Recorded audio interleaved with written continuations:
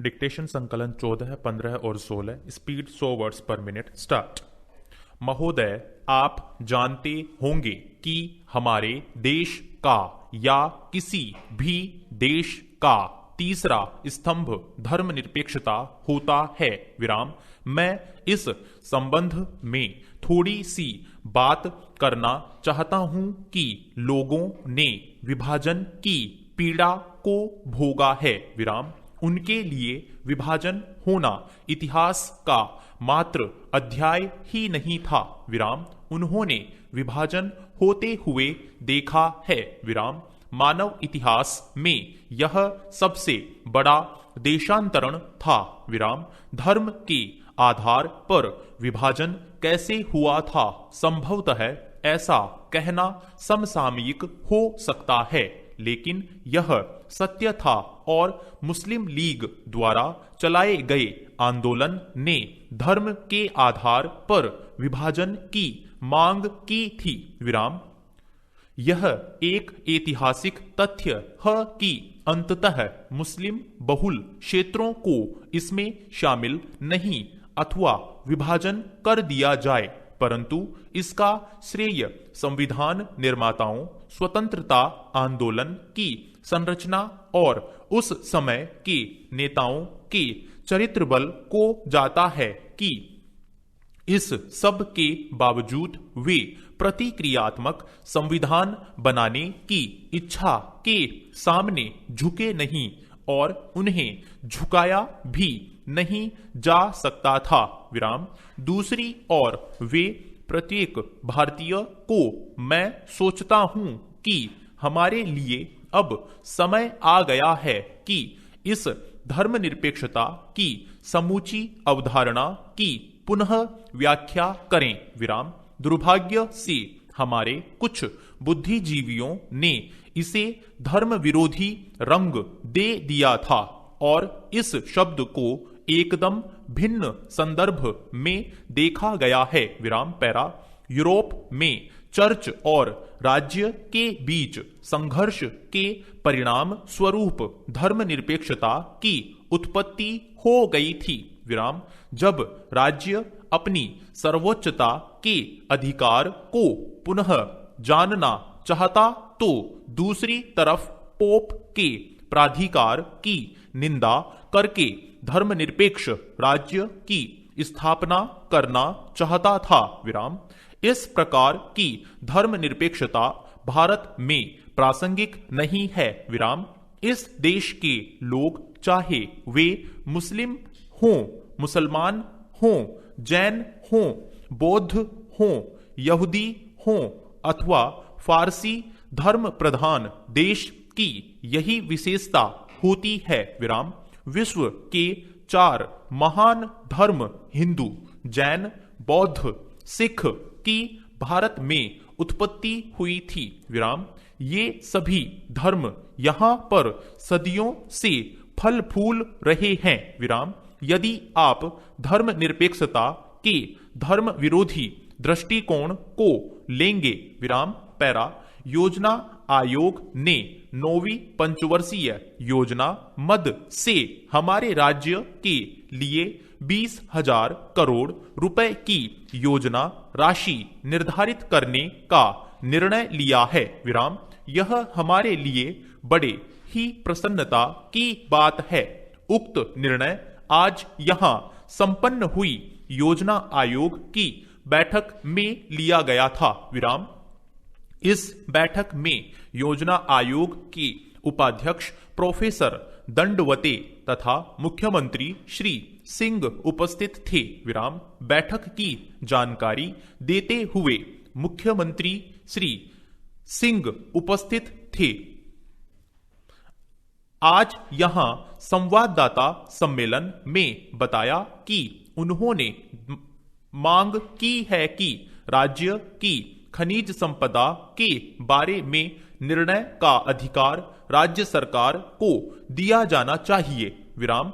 उन्होंने यह भी कहा है कि हमारे देश में प्रचुर मात्रा में खनिज होने के बावजूद राज्य सरकार को लीज से लेकर रॉयल्टी तक का अधिकार नहीं है। विराम, यह बड़े दुर्भाग्य की बात है। विराम, मुख्यमंत्री जी ने आगे चर्चा करते हुए बताया कि राज्य सरकार 9वीं योजना में मानव विकास, कृषि उत्पादन में बढ़ोतरी, आधारभूत ढांचे का विकास, रोजगार के समान अधिकार देने के लिए सामाजिक और क्षेत्रीय भेदभाव कम करने पर ज्यादा ध्यान दिया जाएगा। विराम, इस संबंध में यह सुना गया है कि कृषि उत्पादन बढ़ाने के लिए राज्य सरकार ने एक विशेष योजना तैयार कर ली है। विराम, संभव है कि सबसे पहले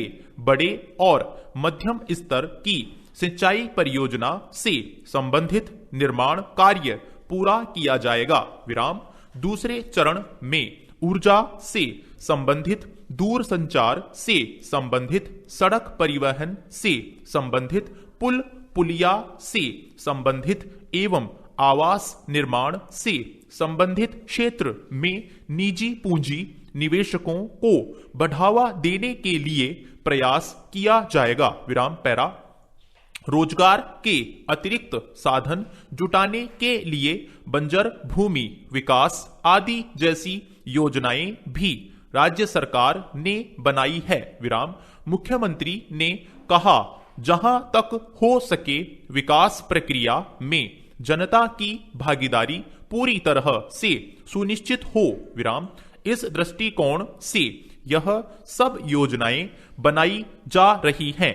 विराम, मुख्यमंत्री जी ने अंत में यह भी बताया कि सामाजिक उत्थान के लिए स्थानीय संस्थाओं को मजबूत करने की दिशा में विकेंद्रीकरण किया जाएगा। विराम, भारत के अंदर अब योजना आयोग का नाम नीति आयोग हो गया है। विराम, पैरा, मौसम विभाग की रिपोर्ट के अनुसार देश में चालू मानसून सत्र के दौरान बारिश सामान्य से औसतन कम होने से महाराष्ट्र, कर्नाटक, तेलंगाना, आंध्र प्रदेश, बिहार और पूर्वी उत्तर प्रदेश के कुछ भागों में खरीफ उत्पादन में भारी कमी की आशंका उत्पन्न हो गई है। विराम, अब दलहन और प्याज के दामों में वृद्धि के कारण खाद्यान्न उत्पादन घटने के कारण बाजार में गेहूं के साथ मोटे अनाज के दाम पिछले वर्ष की तुलना में अधिक हो गए हैं। विराम, कृषि मंत्रालय के अनुसार देश में खाद्यान्न उत्पादन कमजोर मानसून और बेमौसम बारिश के कारण फसल वर्ष में घटा हुआ है। विराम, जबकि एक साल पहले यह उत्पादन बढ़ा हुआ था। विराम, हमारे देश के अंदर खाद्यान्न भंडार में मुख्य हिस्सा गेहूं, चावल, दलहनों, तिलहनों और मोटे अनाज का होता है। विराम, इसका उत्पादन घट रहा है। विराम, यही कहानी धान की रही है। विराम, ऐसा लगता है कि अब मानसून ही देश के वित्त मंत्री की भूमिका निभा रहा है। विराम, अच्छी बारिश होती है तो देश में सब कुछ ठीक रहता है और मौद्रिक नीति भी कारगर साबित होती है। विराम, बारिश नहीं होती तो महंगाई, विकास दर जैसी समस्या खड़ी हो जाती है। विराम, भारतीय कृषि राष्ट्रीय आय में 18% योगदान करती है। कृषि उत्पादन में गिरावट विकास दर को मुख्य रूप से प्रभावित करती है। विराम, कृषि क्षेत्र की घटी हुई विकास दर न केवल खेती पर निर्भर है।